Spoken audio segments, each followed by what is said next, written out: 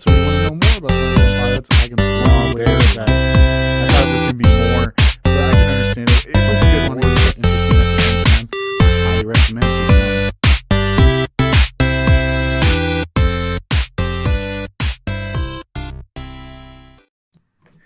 Hey everyone, welcome back to another episode of Classy Nerd Talk. I'm your host, Circulator, and today I'm really excited to talk about what's going to happen on Netflix here soon. Okay, so I don't know if anyone has been watching any of the shows that I have posted right up on. Oh, it's over here. Yep, right here, right in this region. But what it is they're Marvel superhero shows that are produced on Netflix. Back in 2009, Disney bought out Marvel, and they started coming out with movies and getting everyone excited for Marvel.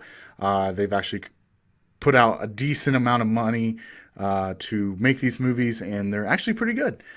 So they decided that if that was going to be the case, that they would actually go forward and do a Netflix series. So the Netflix series that they're doing, they did, was called Daredevil. I'm just going to run through a couple of these. You know, it's not going to be a long video today. But Daredevil is a story about Matt Murdock, Foggy Nelson, Stick, and Elektra, which we'll talk about that later. But there's 2 seasons of Daredevil right now. It was the first series. It's about a blind lawyer, about a boy that becomes blind. His dad dies, and he decides that he wants to fight. He has like heightened senses, so he decides that he wants to fight crime.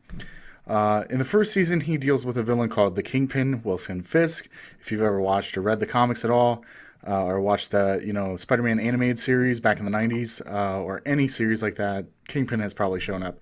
But it's one of the biggest Daredevil's foes next to Bullseye, but which is also played by the guy that was in Special Victims Unit, I think, of Law and Order. His name's like Vincent Garato or whatever his name is. But he's a big dude. But the first season of Daredevil, all I have to say is the story's well put together. Charlie Cox plays Daredevil. I was really excited for it, and I really wanted it to succeed, and it did. It passed my expectations completely. Me and my buddy, T-Money, he was like, yeah, I think this show's going to be great. And I was like, you know what, I think so too. And I like how they brought the aspects of the Kingpin in. They brought a lot of other villains in, just like side villains like the Hand, which actually is the villain in season 2. But they also bring in a lot of the fighting styles. It really broke ground, especially the hallway fights. The hallway fights in Daredevil have really broken ground. But overall, I would rate Daredevil. After I started watching the series, I really started getting back into that character. And once I got back in that character, I started reading more about that character. So I'm actually reading a lot of Daredevil books lately, a lot of graphic novels. But we'll talk about that later. Okay, so moving on. Season 2 of Daredevil came out after this show came out, and we'll go to this show first, and then I'll come back to season 2 of Daredevil. So, Jessica Jones. Jessica Jones, in my opinion, as the Marvel series, I think it's the best written one I've seen so far. Okay, so this was like an out of nowhere, series that I thought was going to be just a complete piece of crap. But I watched it. And I loved it. I thought every minute of it. I even told my friends about it. I was like, look, you need to watch this show. This show is so driven to me wanting to not stop watching it because I need to figure out what's going to happen with Kilgrave and Jessica Jones. But overall, I would have to say the story is way up there. It's well written, very exciting. Probably one of the best of all the Marvels that I've seen so far, the story-wise. But who we have here is Jessica Jones is a person that is actually a photographer or a private eye. Well, not a photographer, more of a private eye. And she is after this person that has hurt her in the past, and his name is Kilgrave, which is played by David Tennant, one of the doctors in Doctor Who. He does a great job as Purple Man. I really like him as Kilgrave. Jessica Jones is spot on. The story as well. Luke Cage is introduced in Jessica Jones, and then we get the Luke Cage series, which happened last year in 2016. But the thing was the story that involves Kilgrave. So Kilgrave's powers, if you want to know, Kilgrave is a villain that he says whatever he wants and he gets whatever he wants. So he has the power of telling you what to do. So if he's like, hey, I want you to go stab that person, you're going to go stab that person because that he has like something over them that makes him do that. And that's Kilgrave's powers. And it unwinds, and there's a lot of twists and turns and a lot of surprises and twists at the end. And you're like, wow, this is a really good show. They really put this well together. And the ending was so satisfying. I'm not going to spoil it for you, so I highly recommend Jessica Jones. I think it's the best Marvel one I've seen so far. All right, so moving on, back to Daredevil. Daredevil Season 2 come right out after Jessica Jones came out, because how Marvel is going to do it is every other year they're going to do like a season of each characters. Except Daredevil was supposed to come out, was it? I think it was, no, Jessica Jones was supposed to come out this year, but they decided to hold back because I'll explain more about that. But Daredevil Season 2, we finally got to get a good Punisher on screen next to Thomas Jane. So the last Punisher movie was Warzone, and it was a complete, utter failure. I hated it. It was spot on the Punisher, but it was so corny and cheesy of a movie that I couldn't believe it was Frank Castle at all. And I'm a huge Punisher fan, so it kind of just left me just dry there, just like drained and really tired, and I really wanted to know more about it. But we got to see Josh Brethel. I think that's how you pronounce his name. He played Shane in The Walking Dead. He plays Frank Castle, and he does a really, really good job at Frank Castle. And I'm excited because after they bring the Punisher into Daredevil, they decided that Marvel's like, oh, well, we're going to make a side series of the Punisher, and it's going to be, it's the Punisher. He kills people, so it's going to be rated R, which we're seeing a lot of here. More of like the bigger ratings of R because of the violence. But what happens is the Hand shows up, which the Hand is like part of season 1. You'll find that out with the Yakuzas and everything like that. Elektra is introduced, Stick is introduced, Kingpin comes back in, and there's a whole bunch of whole scenes. But my favorite scene through the whole season of Daredevil 2 is probably the Punisher jail scene where he gets stuck with all the inmates. Great scene. But I highly recommend watching season 2. So if you watch season 1, you'll love season 2. Yeah, season 2, when I first watched it, I was like, it's all right. But then I finally got to rewatch it like a couple months ago, and I was like, wow, I really like this season. It's so good. So I highly recommend it. So after that came out, after this success of so many, they decided to go out with Luke Cage. Luke Cage is the man off to the right here. His powers are more of like his skin is impenetrable, and he's tough and like really strong. There's a part of the trailer where the guy punches him in the face and breaks his arm. Breaks his hand all over his face, so it's pretty brutal. But what it is Luke Cage is just trying to find out his whole purpose in life, where he came from, trying to figure out everything that's going on. He wants to bring Harlem back to there. Some things get involved. He works at Pop's barbershop and stuff, and he wants to make the world a better place, and he just doesn't want to do that anymore because of what happens to Jessica Jones, and I'm not going to spoil that. But he gets a fight to live for, and he's like, oh, I have to do good on my part. I have to be the man of Harlem, Luke Cage. So it's a pretty good series. I liked it. Probably not my favorite Marvel series, but it's still entertaining. Like, I really liked it. The only part that I really, really had a cringe factor and I went like this, I was like, oh my gosh, was the part where he threw the couch out the window during the fight scene in the building, the Atticus building, I think that's what it was called. But the story was well written. The character, the guy that plays Luke Cage, spot on, man. Spot on Luke Cage, believable.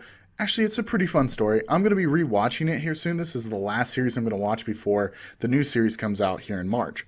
So moving forward to that, I'm actually excited to say that I'm really excited for things that are coming out. Okay, so with all these characters together, you're going to have Daredevil, Luke Cage, and Jessica Jones. There's going to be one more other character, which I will talk about here in a minute. And then the next show that's coming out after that from Marvel. But Netflix is I'm really excited for Netflix because Netflix has really been doing great with these Marvel shows, so I don't doubt that this next show is going to be great. But, moving on. But yeah, even better than that, what we're going to get here is we're going to be getting Iron Fist. Iron Fist comes out here in March. The year is 2017 right now. But Iron Fist is a story about a man that learns the martial arts, and his fists get like tough as iron and they glow, and he fights crime. And what have we seen? There's a trailer out now. I'm not going to show you a trailer. If you want to know more about the trailer, just look it up, called Iron Fist trailer, Netflix series. It looks pretty well. I think it's going to do great for the character. I haven't watched it yet because it hasn't came out yet, but it is supposed to come out, and I think that's March 17th. It comes out. Once it comes out, it hits right at probably about 3 o'clock in the morning here. Because they go on Pacific time instead of Eastern time. And so at 3 o'clock, I will start watching it probably, or I'll just wait and I'll watch it throughout the rest of the day of my day. But what this is leading up to is Marvel is finally going to be putting Netflix, give them control of the characters, because they're doing really well. Disney's really happy with Netflix, and the series are really good. So they're going to move forward and do a series on all four of them together. It's called The Defenders. The Defenders are Luke Cage, Daredevil, Jessica Jones, and Iron Fist, and probably a couple more that will be down the line. But some special guests, probably Spider-Man, Iron Man, a couple other people. We'll see. Frank Castle will probably come back because the Punisher series is coming out too. But what it is it's these four, and they're defending against the world, or part of Hell's Kitchen or New York. They're the Defenders. But I'm really excited for Iron Fist, and I'm really excited for the Defenders. Overall, movie-wise, on Netflix, I'd have to say there's only a couple of movies. So we'll move on to those couple movies just right now.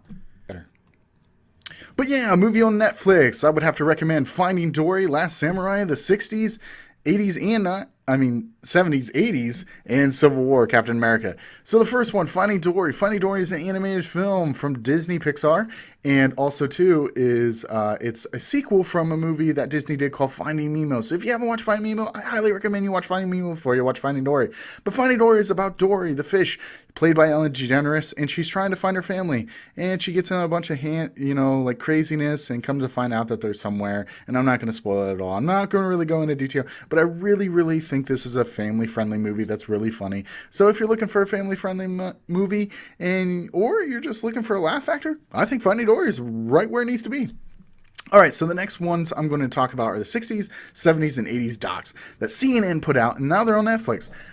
Man, they're so good. Okay, so, don't be biased because it's CNN, but, the thing is it's a documentary about technology, politics, the ways of music, everything like that, pop culture in the 60s, 70s, and 80s, like the rise of television, the rise of TV shows, the rise of arcade games and music, and how crazy it was in the 80s where everyone wore crazy clothes and was like, yeah, Def Leppard. But, past all that, it's a really, really informative show. I didn't know, one of the things that I remember from the 80s, I think, Doc? Yeah, it was the 80s.